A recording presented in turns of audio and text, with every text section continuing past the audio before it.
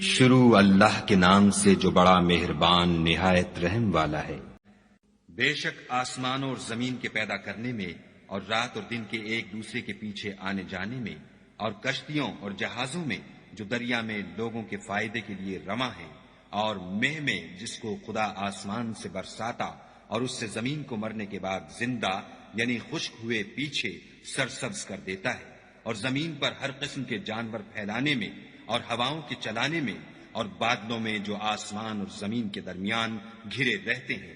عقل مندوں کے لیے خدا کی قدرت کی نشانیاں ہیں۔ اور بعض لوگ ایسے ہیں جو غیر خدا کو شریک خدا بناتے اور ان سے خدا کی سی محبت کرتے ہیں، لیکن جو ایمان والے ہیں وہ تو خدا ہی کے سب سے زیادہ دوست دار ہیں۔ اور اے کاش ظالم لوگ جو بات عذاب کے وقت دیکھیں گے اب دیکھ لیتے کہ سب طرح کی طاقت خدا ہی کو ہے اور یہ کہ خدا سخت عذاب کرنے والا ہے۔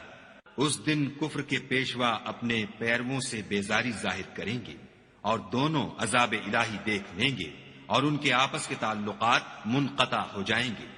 یہ حال دیکھ کر پیروی کرنے والے حسرت سے کہیں گے کہ اے کاش ہمیں پھر دنیا میں جانا نصیب ہوتا کہ جس طرح یہ ہم سے بیزار ہو رہے ہیں اسی طرح ہم بھی ان سے بیزار ہیں۔